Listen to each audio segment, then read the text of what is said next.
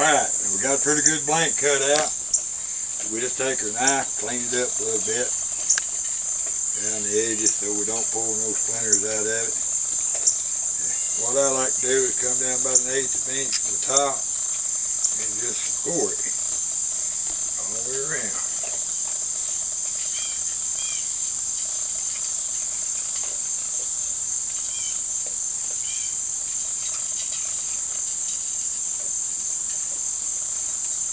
Once you get it scored, you just take your rasp and push it out on it.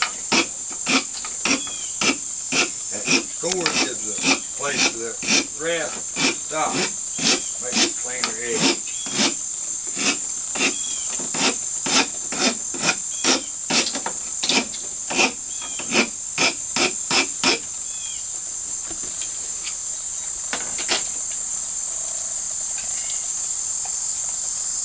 Same way on the inside, I just put a little bevel on it. Just about a 20-degree angle with my pocket knife. Go around it probably 2-3 times. Got a good feel to it. And then come back again at 45-degree angle and do it about 1 time. That gets a pretty good feel of mouthpiece on it then. Alright, now this bong has a leaf vein in it right here. This is the back of the bong.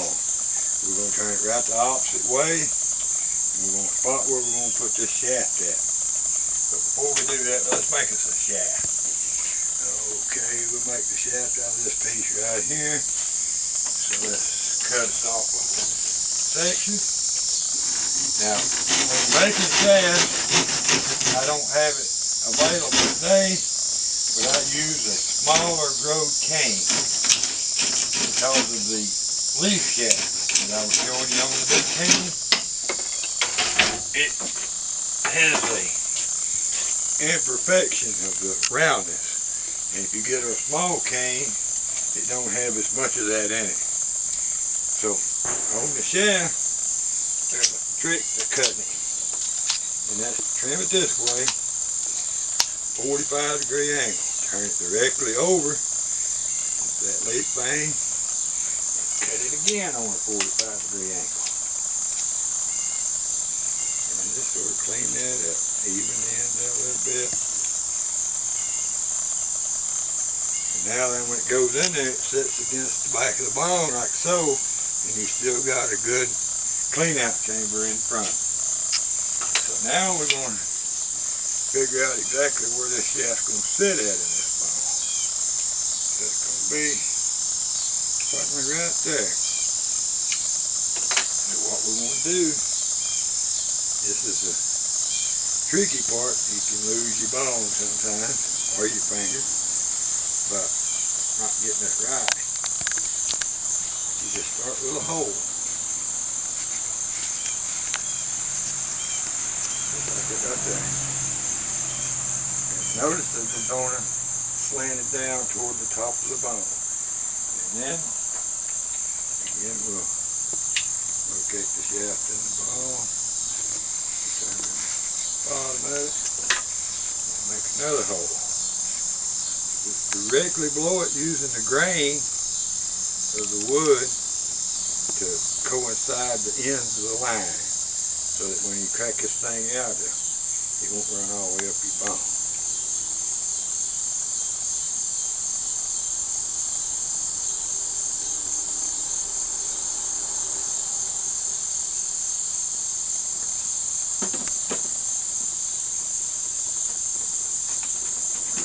I know y'all like to see me cut my finger off, but we're hoping to maybe get that later.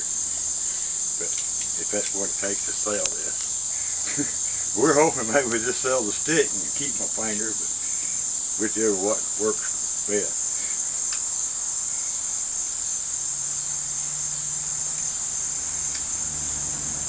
And what I'm doing here is that right between those two holes, all that grain runs up and down, so it's not any trouble just to split it right out of there.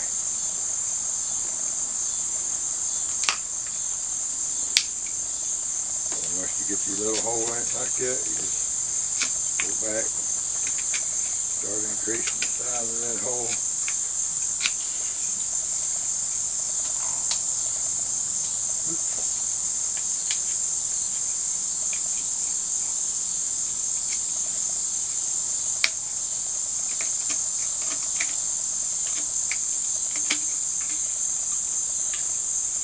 And we'll make sure occasionally if you're not getting your hole too wide, you want this shaft to fit down in there good and snug. Just like that right there. And put a little putty on it. You take this piece that we had left over here. And y'all it's all got it. Now he got a drill right here. Let's just got it with a drill. Get it started.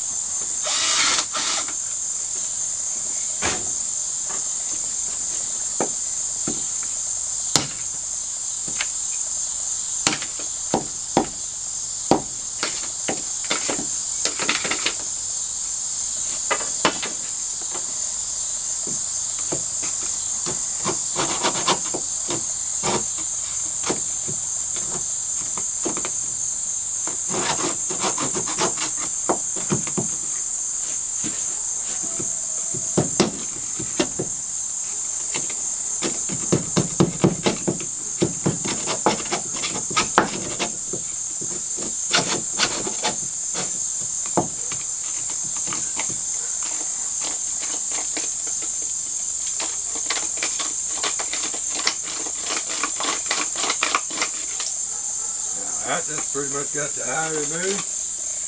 Got one more piece here in the top of the shaft. Need to remove the eye in it and leave the little ring like this for the bit seat.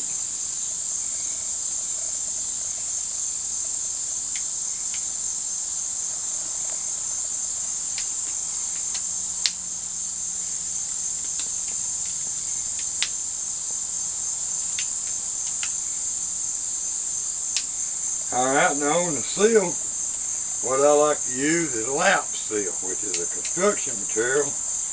It's sold readily available at most building supplies or roofing material outlets. It's just, it stays tacky. It's not real tacky. It won't stick to your hands real bad. It don't have any taste. Anything permanent I don't care for because I like to take the shaft out of my bone to clean it. Got one brand new bone, courtesy of R.R. Scott.